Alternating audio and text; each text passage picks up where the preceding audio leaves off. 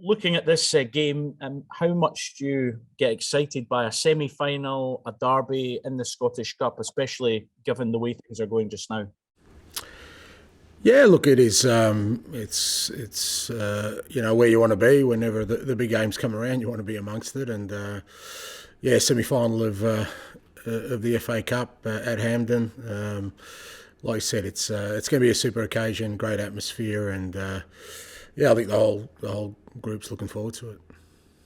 Given you've had a week to prepare, you've got players back. Do you feel that this is the strongest you've been? You're peaking at the right time now? Look, I've said a few weeks now that we're definitely the healthiest we've been all year in terms of the squad and people training, and I think that's reflected in our, the intensity and tempo of our training, which I think is helping us perform well in games. So, we're in a good place, but again, the challenges don't stop, and we've got to make sure we perform again on Sunday. Hi, Ange. If we could just get a quick injury update. How's 𝙤𝙤𝙤𝙚𝙤𝙤 and David Turnbull? Is everyone else available for Sunday as well? Yeah, with 𝙤𝙤𝙤𝙤𝙤, prognosis wasn't anything too serious, which was pleasing. Probably keep him out this weekend, but we're pretty confident he'll be available for next weekend. Dave Turnbull trained, he's fine, and on the other one was James Forrest trained, and he's fine as well. Okay, just going back to something you said there, you said a semi-final, super occasion, great atmosphere. What do you expect from the atmosphere? Because obviously you've been at Hampden before, but not for a derby. And do you think that will change the kind of dynamic between yourselves and Rangers? You've beaten them twice, lost once. Do you think it will be different this time at a neutral venue? No, as I said, it's a cup semi-final, so I think irrespective of what the crowd's like, and it's going to be a great atmosphere. It was. In the semi-final of the League Cup, it was in the final of the League Cup. It was great atmosphere, and I expect the same. And I think I think all players will be excited by the prospect of walking out there and performing in that kind of environment. So, like I said, it's a big game. We know that, and there's a final place at stake. So, it should be a cracker. Just wanted to ask. Obviously, this is your kind of first year in Scottish football, although I'm sure you've been watching from afar. And with the way that your team are playing at the moment and the way that Rangers are playing in Europe, I just wonder, how do you think outsiders now are looking at the Scottish game? Look, it's hard for me to sort of have that measure, but I think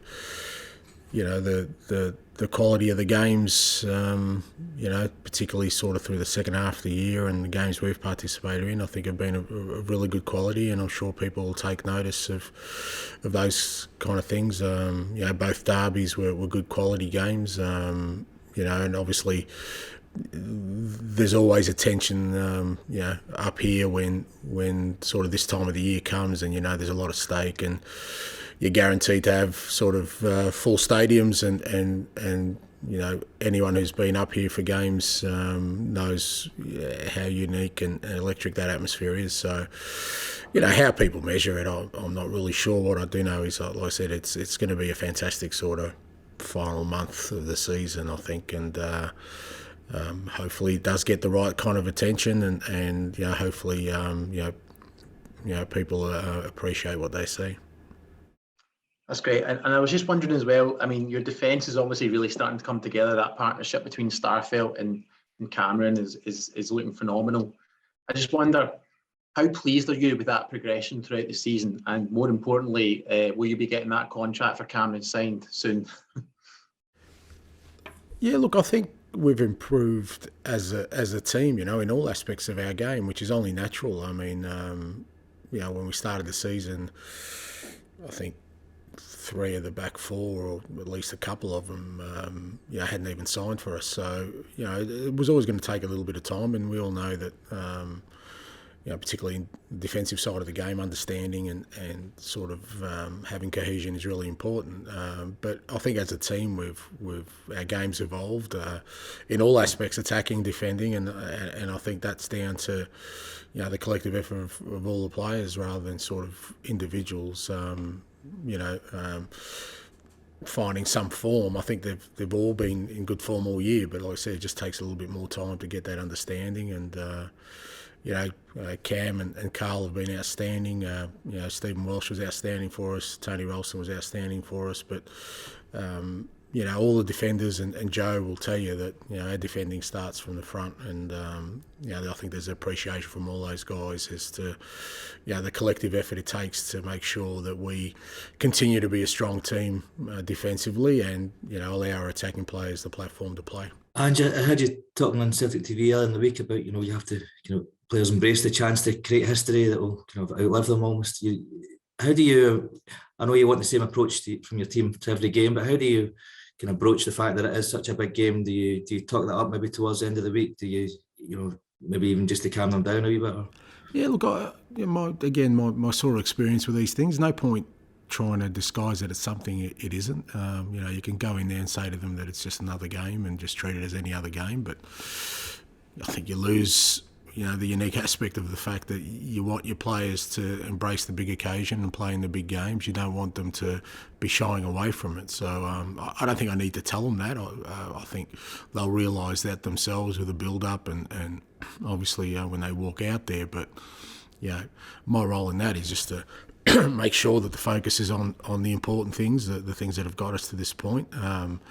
And also, highlight the fact that, the key to these big games is to be, ready to take the opportunity. You don't want to let too many of these opportunities go by in your career. So, I'm not one for telling the guys to sort of, ignore the hype or ignore the attention. Particularly this football club, really important that the guys embrace that and want that. They want to be in the big games, and the bigger the games, the bigger the opportunity to make a statement. Obviously, you've spoken about how strong your squad is at the minute with the fitness situation. Is it becoming more and more difficult to pick the team? And when you're going to Hampden, do you maybe look back at previous trips and what players have done there in the past as well? Yeah, I know what people would think it difficult, but if anything, it's easier because I've got options. The difficult bit comes when you're kind of going into big games and you're not really sure about the lineup you're going to put out there. I'm pretty confident whatever I decide on the weekend, we'll have a strong enough team to do well in that game. And that's because, like I said, training every day, everyone's really presenting well and working hard and looking good form. So, easy for people to say I got my selection right, but to be honest, I could go a different way and get it just as right. I think for me, coming into every game, and particularly coming to this part of the season, what's important is, I'm just keeping a real close eye training. That's usually the best indicator for me about guys who are ready to play. And at the moment, I've got a good, healthy list of players who are all putting their hand up. Hi, Ange. Tom Rogic, he's a player that's scored a number of important goals at Hampden in his time at Celtic. Is he one that you'd be looking at to play a key role on Sunday? Oh, look, he's one of the ones, but hopefully now we're getting to a stage where, we're less reliant on guys maybe with, who've already proven themselves in big games. What we'd like to think is that over the last sort of 6 months, we've exposed guys to semi-final, final of the League Cup, a couple of derbies, some European football, some big games, and hopefully they've all sort of had that experience and we've had different performers in those days, so that we're just not reliant on one or two. Experience in these kind of situations is important, I think, and Tom and Cal and a few others have had that, but as I said, from my perspective, I think what we've been really good at, particularly in recent times, is making sure that we're not relying on one or two individuals. We're on it collectively, and we have multiple threats in terms of ways we can score goals, but also, equally we're working pretty hard defensively as a unit. Do you think that the result of this game, depending on if it goes either way, do you think that could have an effect on the remainder of the season in terms of momentum and the title race with Rangers? Yeah, no, look, I think I've said before, I'm not a big one about momentum because that suggests that you kind of just roll up and things happen. So what's important is we know that come the end of the game on Sunday, there's an opportunity there for us to progress to a final and a chance to win another trophy. That's really where it begins and ends. And then, once that game's over, we've got a prep for getting back in the league. And irrespective of that result, we'll be just as focused to make sure we win the next game as well. So, I think for us, it's not about momentum. We are in very good form. We have been for quite a while, which gives the players belief and confidence, but they also understand that that's on the back of some pretty solid work and discipline in playing the football we want. Hi, Ange. Obviously, the last time you were at Hampden, you had that positive experience of winning the League Cup. How much do you think that can help the squad get through an occasion like Sunday? Yeah, look, I think it helps in terms of having them gone through a couple of experiences now at Hampden, with this new group of players, that was their sort of, the semi-final and the final was their first sort of trips there. So, I'm sure it helped. We'll have some that haven't experienced that yet. 𝙁𝙤𝙣𝙛𝙚, Matty O'Reilly, obviously 𝙤𝙤𝙤𝙚 haven't experienced that. So it'll be great for them to get a taste of it as well. But again, you kind of, all these things, people are kind of looking for potentially things that, could be an advantage, a disadvantage. I still fall back on the fact that the key thing for us is to go out there and play our football. And when we've done that this year on a consistent basis, it gives us a good chance of success. And that has to be our focus on the weekend. Okay, thanks. And just going back to the team news, Kyogo obviously got some minutes last week. Is he ready to start and play 90 minutes or 120 if it's needed? No, I don't think he's ready to play 90 or 120, but, he's ready to play. So it was great to get him some match minutes, last week, and he's had two solid weeks of training where he's done everything with the group. And, as I said, we train pretty hard, so, he's matched those levels, so it means he's ready to play. Can he see out 90, 120? Unlikely, because he's been out for so long, but he's ready to play, and that's the important thing. I just noticed recently that in the last 6 games, Celtic have scored the first goal in the first 20 minutes. Is that something that the team's been working on, or you've been working on with the team to get an early goal in games, or is it just something that comes naturally to the team?